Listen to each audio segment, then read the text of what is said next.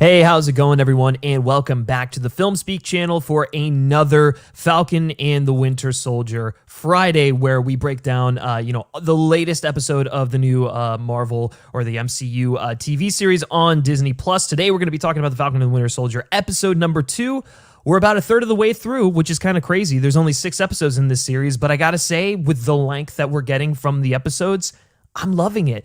But it's also kind of weird because I feel like in a roundabout way, the show is sort of getting overshadowed by like other stuff that's going on. Last week it was the Snyder Cut. Today I just don't sense the buzz about this show, and it's disappointing because I do think that this is one of the best shows that or the best projects that Marvel has put out. So I'd actually be curious to hear what you all have to say about that. Do you feel the buzz for Falcon and the Winter Soldier? Are you excited week to week to talk about it? It doesn't feel like it's on the same level in terms of hype as WandaVision, but already I think it's kind of proving itself to be a more consistent show. So who knows? But this week we get a lot of different reveals. Obviously spoilers here, so if you haven't seen the episode, go watch the episode, come back. You all have been warned in 3, 2, 1. Okay, cool. So this week we get Isaiah Bradley, the reveal that's going on with him. We get a little bit more from John Walker, U.S. agent. We're going to break all of that down for you. But I don't do this alone. I am, of course, joined by Elliott from Movie Files. Elliott, how's it going, man? It's going good, man. Like you said, yeah, it seems like Marvel has been kind of overthrown by DC news. Like you said, Snyder, and then this, Suicide Squad and some other stuff. But I mean, the numbers are there. They revealed last week that the first episode was the most highest numbers for a premiere of any Disney show. That includes The Mandalorian and WandaVision. So I guess it's just a matter of, DC seems to have the headlines, but Marvel's still there. They're still the kings of the, comic book stuff right now. Yeah.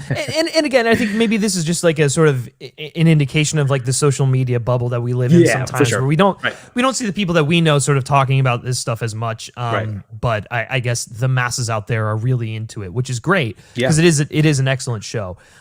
So before we go any further though, guys, if you're watching this on the replay, be sure to jump down in the comment section and let us know what your thoughts are on this week's episode. And if you're watching us live in the chat, feel free to chime in, let us know your thoughts and all that good stuff. But Elliott, I'm going to start with you because this was I thought the first episode did a great job of sort of setting the stage for everything, and this episode, naturally, as you would hope, would continue that thread. But we also got some really big reveals, and you and I were just talking before we started. You were really surprised that we got Isaiah Bradley as early as we did. Yeah, I knew just from stuff that we've kind of heard in the last year or so of the show and kind of the storyline that they can kind of implement and showing, the first African-American in the comics being, Falcon, and then having, someone being correlating to the first Black Captain America. So I assumed that was going to be a storyline, but not this early in the season, man, which we talked about off camera. Makes sense because it's only 6 episodes. So eventually they had to kind of show us this character and tie it into Sam and him taking up the mantle and the legacy of the mantle and how the government, again, it's so interesting with Captain America and how he deals with politics in his comics and as well as in the MCU and how they explore again what history means, what governments means, what they hide, what they show, how they pick a Captain America, how they forget the past Captain America. So I thought this was a very interesting way to bring in this pivotal character as well as his grandson, who we'll talk about a little bit later as well. Yeah, for sure. I loved that scene with Isaiah Bradley, Carl Lumley, who's an incredible actor in his own right. I'm so happy that he was cast in such a prominent role like this, and he added that gravitas to it. I mean, you can just see that this is a guy who's been through decades worth of pain and suffering. I mean, he was incarcerated for 30 years for just being Captain America, basically, and the people just in the government being like, no, we don't want that.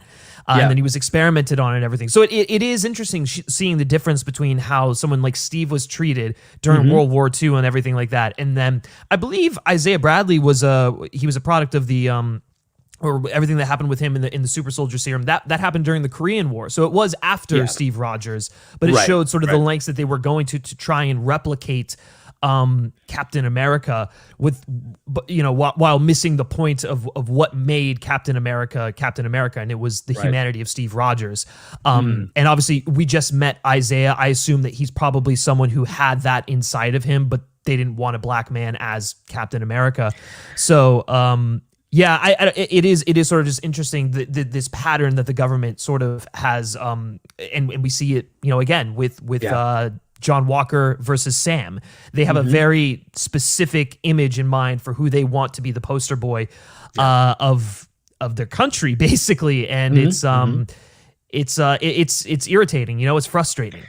And the parallels too, in regards to just thinking of, maybe Sam sees himself in Isaiah in a sense, in regards to, wow, we saw this last week with Sam trying to get a loan, couldn't get a loan, and him tying to seeing maybe the future of how he could be treated if he was to take on that mantle, if, the government allowed him to do so, as well as just paralleling to the idea of, Bucky, he's been an assassin for 90 years. He's never went to jail like Isaiah Bradley has for 30 years and having his blood taken from him and experimenting on and stuff like that. So there's a lot.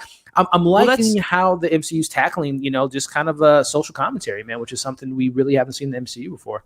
Yeah, I am really impressed with how they're doing it, because they're not really holding back. They're tackling it in a very adult way. And I think a lot of what you were just saying sort of comes down to that point when Bucky and Sam were sort of talking with the therapist in the room, and it was like that funny scene. But Sam basically says, this is something that you or Steve wouldn't understand. Right. I don't want to do that, because he knows what would sort of happen to him if he decided to keep the shield. And he's like, that's not important. It doesn't matter. This is not, I don't want to put my family through that. I don't want to go through that ridicule and everything myself. Right. And that's really disheartening, like what the state of the country and what the public eye sort of does to promising leaders like that. I think that was a really excellent moment that they that the two of them sort of shared there. And I think by the end of that conversation, Bucky sort of got it, but he's still going to try and convince him that, like, Sam, this is, you need to do this. You're the guy, And I think, too, not to jump too ahead in regards to how things will play out, I think Sam ultimately will take the shield, but create his own path. And again, how America, a new age of heroes, and how it can be much different from, Bucky, or I should say Steve having the mantle, and other Captain Americas, of a sense of heroes that America, the government, tries to place to protect them. So I think that what Sam might ultimately do is just make his version of the shield.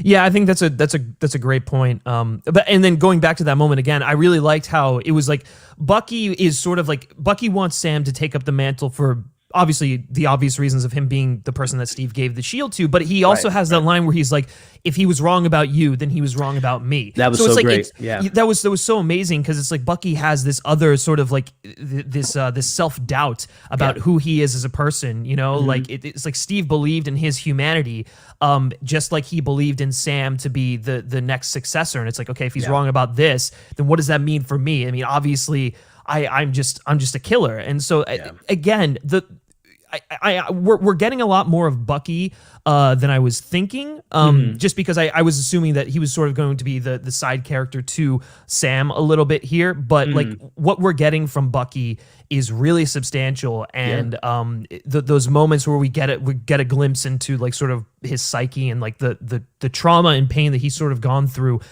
his entire life as the Winter Soldier, and the pain that he's caused others. You can see that it's just he needs someone like Sam to take up the mantle to give him hope, Yeah. And I mean, again, it's not a coincidence that these two characters have been partnered and paired together in regards to just their backstory and their history. There's, the differences that they see as far as not being on the same page, but there's a lot more subtext to how they can communicate or be the best of friends by the end of the series. As Sam says, once we're done with this mission, we're done with each other, but I doubt that. I think they're going to be, again, the best of friends of the MCU, to say the least.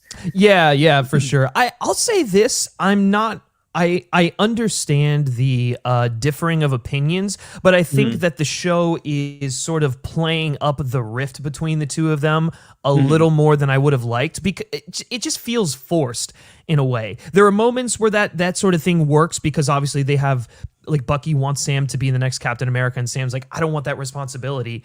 Yeah. But sometimes I think they go a little bit too overboard on that, and they just sort of like, now they just hate each other. And it's like, well, they never really hated each other, in any of the movies or anything like that. So it just felt a little forced, like they were just trying to play it for laughs, if you will.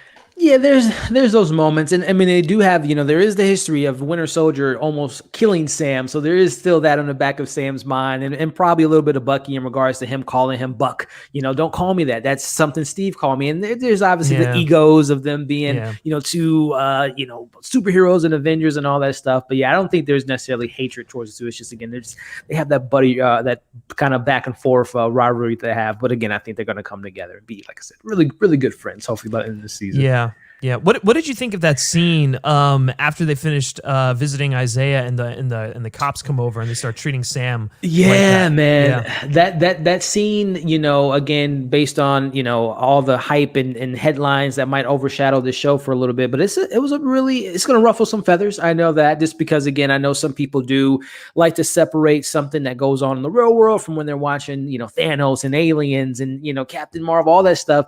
But it's something that I'm really excited to see MCU tackle, man, because again, people might not want to see this, but this is what Captain America is all about in the comics and the MCU. It's all about politics, whether it be the first Avenger, him breaking down the government and Shield and Hydra and all that, and the third one, obviously Civil War. So this is a conversation that is kind of fits the fabric of what Captain America stands for, representing America and what's going on in the real world. Knowing that this show was supposed to release last year, in kind of the height of the Black Lives Matter movement and everything that went down last year and continues to go down. But I think this episode really kind of highlights something that goes on a regular basis. You have a white person, or in a minority, or in this case, a black man. They have a conversation in the streets. Immediately, the white cop goes to Bucky and says, "Is everything okay, sir?" And Sam says, "We're just having a conversation," shuts him down really quick. So I think, again, man, this show, as you mentioned up top, Griff, this might be one of the more important shows that the MCU has done, in the sense of this is the only show that I can think of, or MCU project, that literally the zeitgeist, we're going through this right now. We can't relate to aliens in space and taking on Thanos and taking on all the great stories we've gotten, but this is something that we face as a society every day. And I like how this show is kind of, with last week, with discrimination at the bank, with this, with the cops and Isaiah. There's a lot of subtext that they're doing, and I'm not mad at Disney for, stepping up. No, I'm actually really impressed, because I feel like in maybe a couple years back, they wouldn't have considered doing something like this. They wouldn't have, we don't want to ruffle feathers. We want to stay out of this. The shareholders are like, what? No, take that out. Take that out of the scene. Yeah, no, for sure.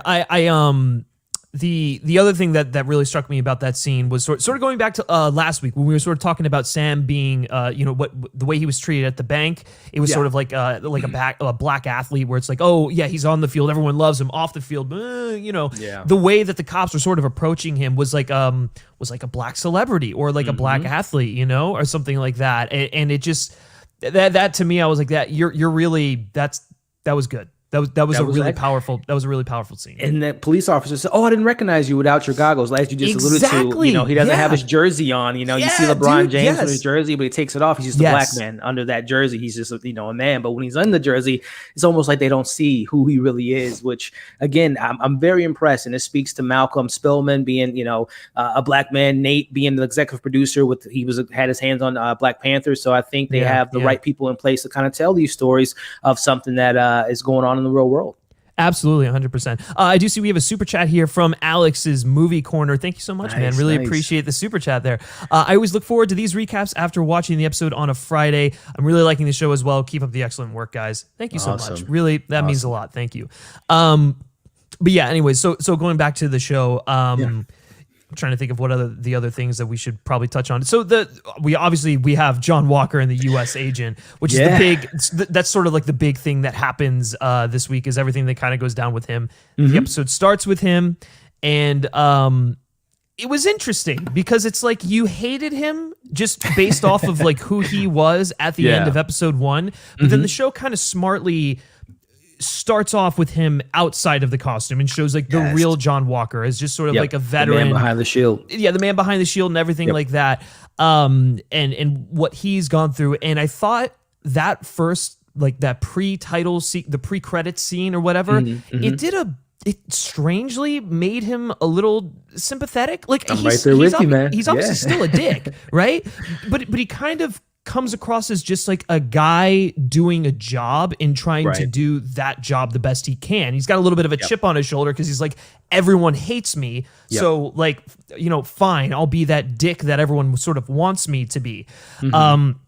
And there's obviously that sort of like arrogance there when he's sort of like talking to Sam and Bucky's like two guys who actually knew Steve Rogers and what he stood for. And like this guy coming in and like acting like he knows Steve and everything. So it's like you get where Bucky and Sam are coming from and they're right. But it's also like you understand like this guy just trying his best to like be Captain America and everything. Right. Going about it the wrong way, obviously being a little bit of a dick. I mean, obviously when Sam and Bucky kind of go off and he's like, well, fine, don't get in my way. It's like him trying to act tough and stuff. But that first scene, it humanized him in a really nice way. And that's something, too, that this show has been doing a good job at in regards to, and we'll talk a little bit about the Flag Smasher, some things that work and don't work with me, but they're trying to humanize these villains in a sense of not your traditional villain or traditional one-dimensional character. You know, we do see John Walker having that moment with, I would assume his high school sweetheart, that relationship probably didn't work because he's so focused, like you say, he's so focused on work. He wants to be a soldier. He wants to be getting these medals and ultimately becoming Captain America. But, you know, seeing him have that moment, looking at the suit, talking to his Sam Wilson 2.0 of sorts and Lamar, aka Battlestar, but him telling him, hey, man, this is the job. This is what we signed up for, which kind of alludes to, again, government, you know, Uncle Sam, we recruit you to join the army, and how he's just kind of like so focused and lost his life. Maybe didn't have kids and the whole family and the picket fence in the house because he wants to be a soldier. He wants to do the job. So there is that kind of, you understand a little bit with John. And throughout the episode, he's trying to get on the good side of Sam and Bucky. Right. But after that third strikeout, he's like, you know what? Just stay the hell out of my way then, since you guys don't want to join the team. So there's going to be an interesting parallel in regards to friend or foe throughout the season with John Walker. Yeah, I one of my favorite moments, and I know we're sort of jumping around with John, but like one of my favorite moments was when the one guy, I forget the character's name, but it's like Battlestar, is that his name? Yeah, Lamar Hopkins, aka Battlestar. Yeah. Okay, cool. Yeah. So when Lamar says like I'm Battlestar, and then Bucky's like Battlestar, and then he gets out of there because he sees the show. He's like, this is what the government wants. This is what the government wants as Captain America and everything like that. It's like you're the exact opposite of who Steve Rogers is. This is what would have happened had the government had their way and had the person who'd been chosen been like Hodge, like the guy that like Tommy Lee Jones wanted from the first Avenger. This is what would have gone down. Exactly. And like it was because Steve went against what the government wanted, and because he was inherently a good person. It's because and because Erskine knew that he was the right guy because of his virtues on the inside, for the super soldier serum and everything like that. Yeah. That's why he was the Captain America that everyone loved and everyone could get behind. And as per usual, the government missed that. They missed that whole point. And they're like, no, we just need a poster boy that we can go in and send in to do our dirty work and like make it look glamorous and everything like that. It was just really frustrating. Well, and then the other thing about them, we see the Sokovia Accords still in place because they're sanctioned by the government. They're given the green light. They have to work within the confines there, and that's sort of what causes the rift between that group, or one of the reasons what causes the rift between that group and then Sam and Bucky, who are like, well, we're Mavericks. Well, we're free agents. We can just work outside of what you guys are saying. And so it's so great, man. And also too with John Walker, again, I'm loving how the show is allowing the past of the MCU. We saw it last week with homage to Winter Soldier, but in this episode, we get homage to the first Captain America when John is celebrating with the crowd and going on tour like they did with Steve. And then we even get a parallel to Age of Ultron when he's fighting the Flag Smashers on the trucks, and there's calls like that. So I love just the little parallels of, again, trying to make this modern version of Steve Rogers, but you're trying to manufacture something that you can't, which is, as he's, well, again, we'll see with John. He says, I have heart, I have gut. And I feel that. And again, I think it plays to why they casted Wyatt Russell, who happens to be the son of Kurt Russell. There's swagger in that family. So he has that kind of screen presence and charisma where you want to root for the guy, but there's more than meets the eye when it comes to John Walker. And I think, as we'll get a little bit later in theories, what can potentially happen with John Walker. There's one thing he doesn't have that Captain America had besides heart and compassion and all this stuff. He's not a super soldier, which I think he may be sooner rather than later. I think that'll definitely happen, throughout the course of that. And then I think what will inevitably happen, and again, I'm not like the biggest U.S. agent, like comics expert here or whatever, but I could see what one of the things happening where it's like if he gets the super soldier serum, then maybe it amplifies the bad parts about him, the insecurities and stuff like that. Because you can tell he's kind of a timid guy, right? Like he's not really, him in his normal human state is not Steve Rogers in his normal human state. Right. John Walker has the physicality and everything, but he's very meek in a way, whereas like Steve Rogers is like, I don't care, like I'm like the skinniest dude on the planet and I'll probably get the shit beaten out of me, but I'm gonna keep standing up and I'm gonna keep going at it. And it's like, okay, you see the vigor and just like the confidence in this guy. John doesn't have that. So I'll be really curious to see how that character evolves throughout the course of the show. Yeah, but so far I'm really loving what they're doing with him and Wyatt Russell especially. I mean, what a perfect choice for this character. It's so funny. It was an article that came out today with Wyatt Russell being interviewed that he actually auditioned to play Captain America before Chris Evans ultimately got the role. That's funny. That's John funny. Krasinski, Wyatt Russell. So it'll be interesting to see who else comes into this show that might have auditioned for Captain America in the past. So, but no, I love Wyatt Russell, man. I think he has, like I said, he's not quite like his dad, but he has that charm and charisma. And I'm really interested in exploring this character a lot more. Yeah, for sure. And there were obviously I think there are a couple of great lines between him and Sam going on where he's saying like, well, we're out here to crush like violent revolutionaries because they're not good for anyone's cause, and then Sam's sort of like, yeah, okay, well that's said from a place of privilege. That's interesting that so there's a lot of I love the dynamic between the government Cap and that team and then the actual team Cap guys. So that's really interesting. But let's talk about the Flag Smashers a little bit. Yeah, man. I'm really conflicted about this organization because on obviously it's really easy to say, oh, they're the bad guys, but like on principle, are they really the bad guys? It feels weird to have the government sort of like sending people. Well, I guess not really because it's the government, but it seems weird that like Sam and Bucky would be going after these guys, and that this group is sort of painted as like an extremist terrorist group or something like that. I don't know. It's interesting. I think, like you just said, the way that they're painted. So from Sam and Bucky's perspective, they just see them as that one-dimensional villains taking people by hostage and whatever the case may be. But there's more to what they're actually doing, which I think, speaking of previous shows, WandaVision.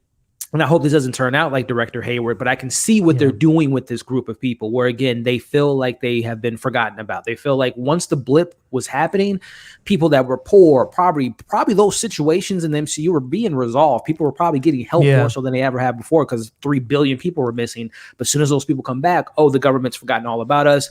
We want to go back to, as they said, this mantra throughout the episode, one world, one people. They want to get back to that time, not necessarily the Stone Age, but they want to kind of go back to them being important. And I think when Sam and Bucky maybe ultimately have that conversation with, I believe her name was Carly Morgenthau, which is a complete gender swap from the comics, being that it was one character that was the Flag Smashers that made this organization, but it seems to be that she is the kind of the bait and switch. We thought that the guy last week was the main character, but I think, like you said, man, the thing that I like about them is what they represent.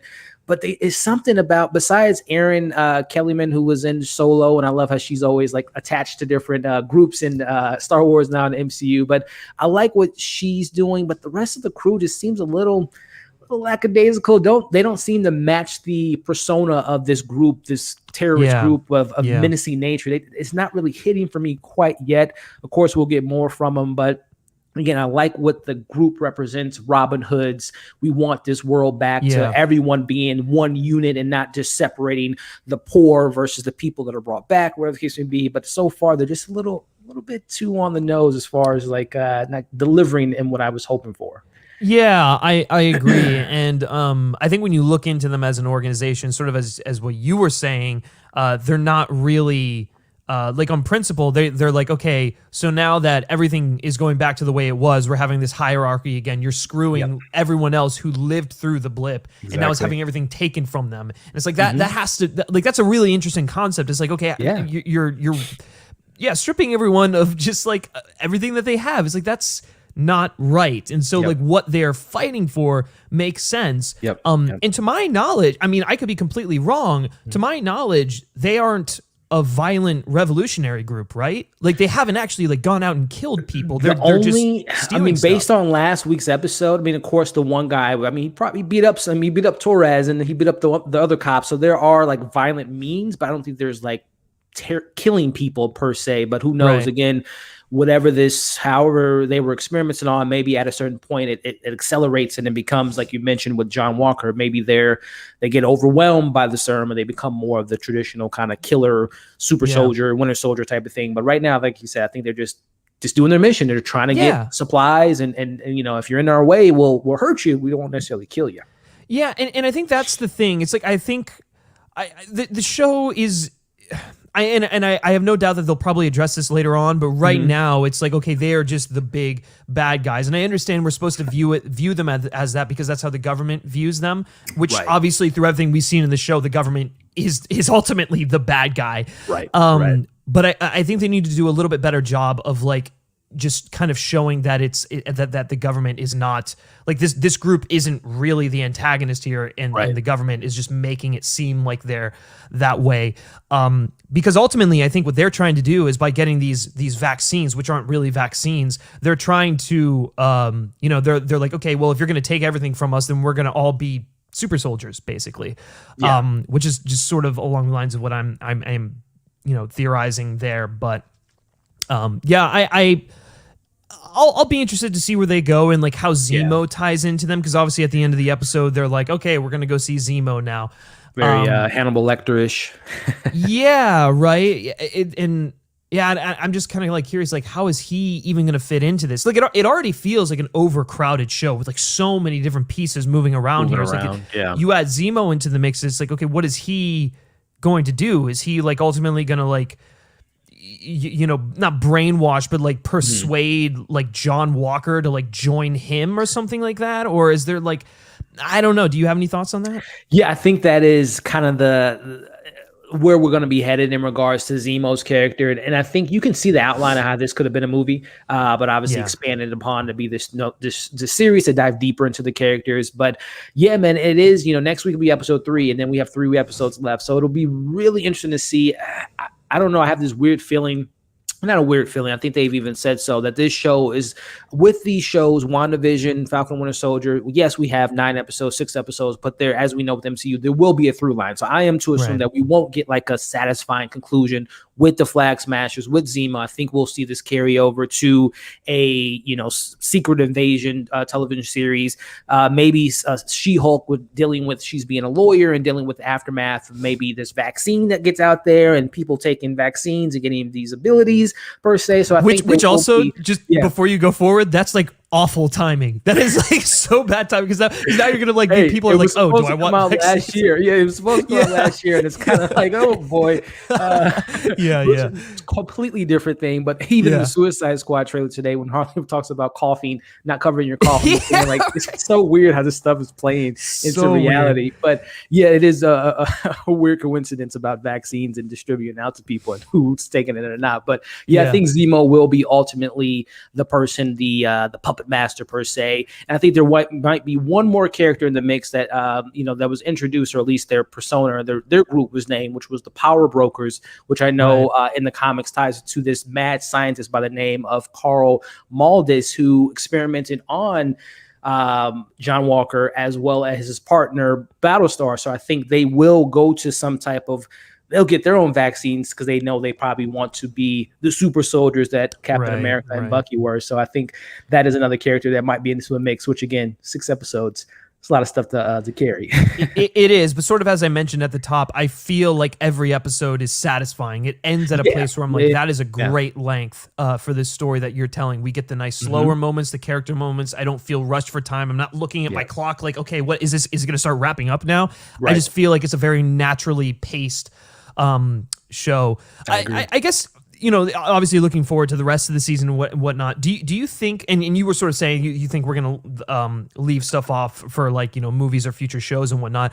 I don't know about you, but I would like to see, like, whatever happens in this show, however it ends, I'd like to see the next transition for Sam and Bucky be in a feature film, in another Captain America movie, and call it Captain America. Because unless Sam doesn't become Captain America, but like if he does, if he agrees and he gets that Sam Wilson Captain America suit at the end of this series, I want to see a new Captain America movie with Sam Wilson as Captain America, and then obviously with Bucky in the mix in there as well. And I'm assuming Zemo's going to be around for the long haul, so maybe some sort of like Masters of Evil sort of thing that comes together, because he is the organizer of that group. So.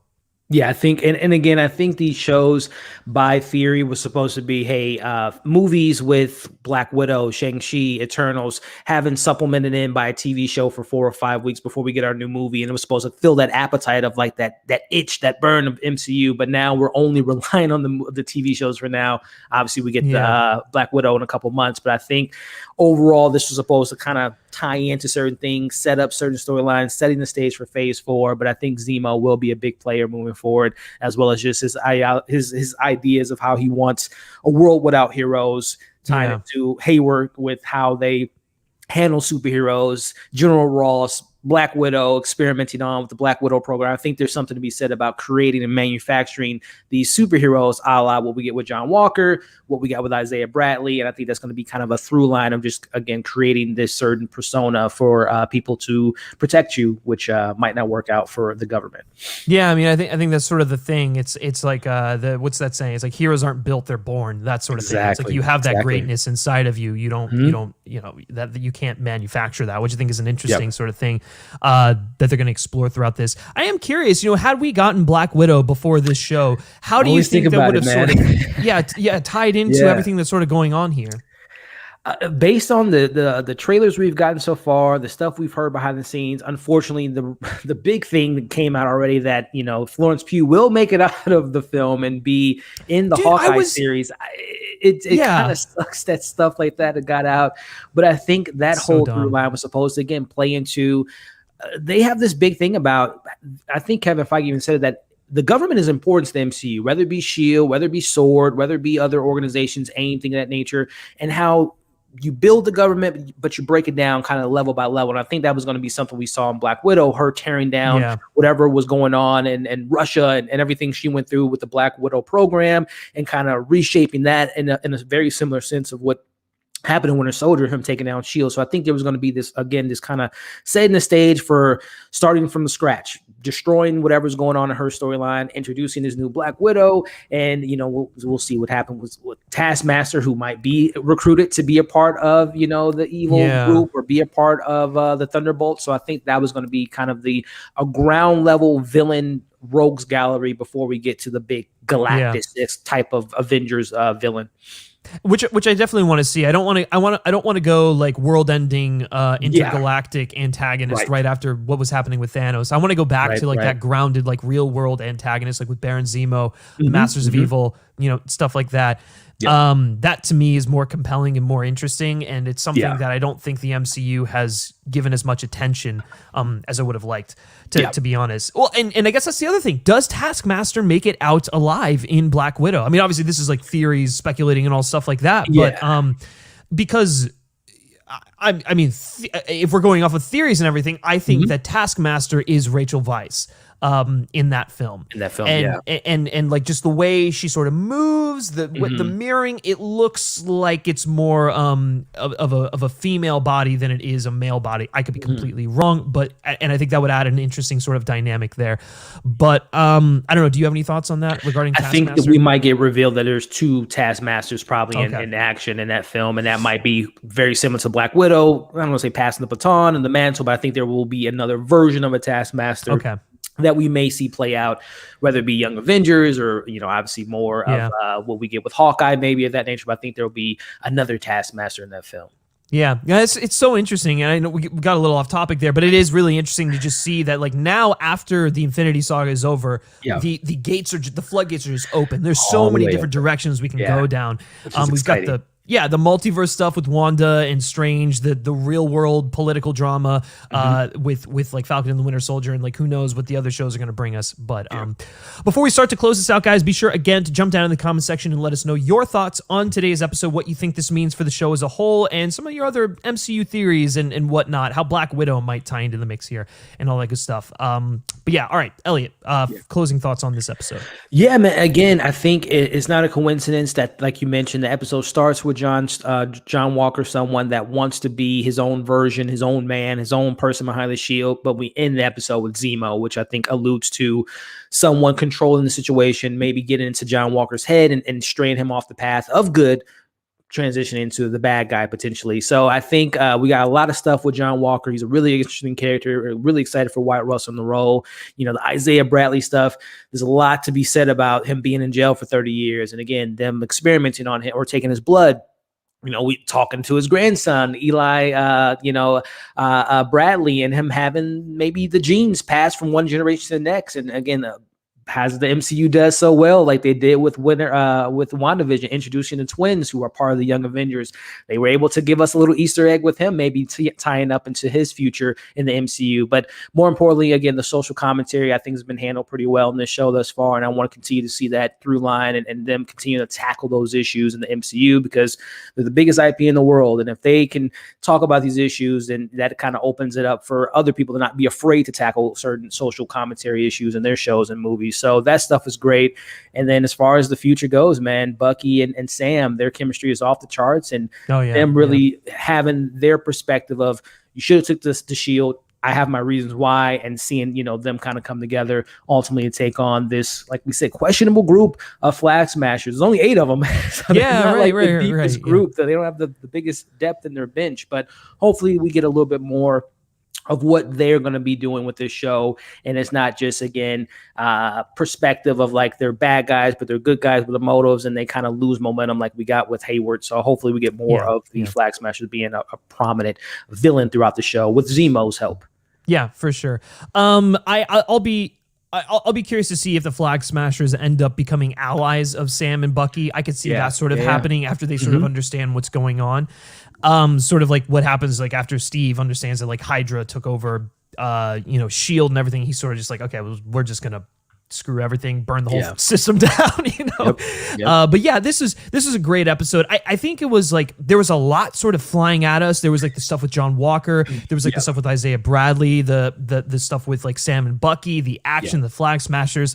I think while it's an excellent episode, and I think this is probably, I definitely do prefer this to the first episode for sure. I think we just get a little bit more from everything.